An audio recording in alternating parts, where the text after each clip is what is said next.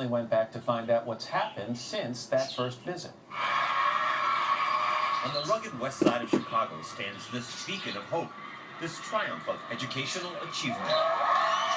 It's Chicago's Providence St. Mel's School, where honor roll students are cheered like star athletes at a pep rally until the buzzer sounds and those same enthusiastically vocal students walk the clean hallways in near perfect silence.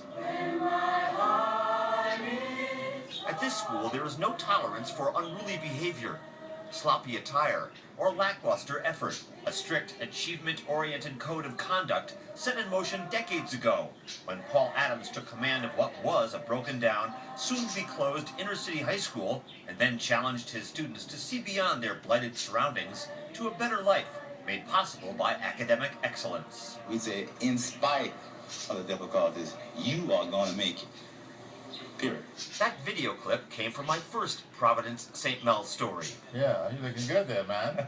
A story that aired on this program back in February of 1982. One Today Show viewer was so impressed by this scholastic jewel in its battered setting that he flew from his Washington, D.C. residence to see the place in person. That viewer was President Ronald Reagan. It was an empowering moment. One of the best days of my life. The avalanche of national publicity led to an increase in donations. The building was renovated, a grammar and preschool added.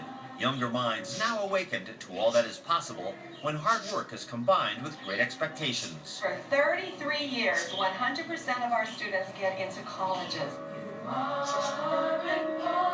Children want to learn. They're eager to learn. And if you put a great teacher in front of them, And take away the distractions. take away the distraction, that's it. That's it. That's it. You know, let's not make it complicated. That's it. It's been over a dozen years since Paul Adams handed over the day-to-day duties as principal to Jeanette DeBella. Yet his looming presence as school president still casts a forceful shadow, and always will, says Providence St. Mel graduate Marvin Simpson, an operations technology director and one of the students included in my 1982 story. His voice will push you and nudge you into the correct direction to go to. Did you fear him? To this day, yes.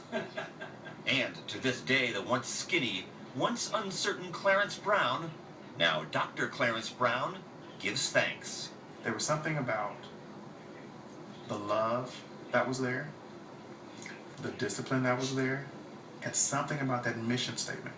At Providence St. Mel, we believe. The mission statement is recited before class, before mandatory parent enrichment workshops, before assemblies. For admissions director Alita Wilson, valedictorian of her 1987 Providence St. Mel class, that mission statement never stops resonating. Because any obstacle that we face in life, we know that if we work, plan, build, and we dream, with God's help, we can find a way to make one. And it's not just words.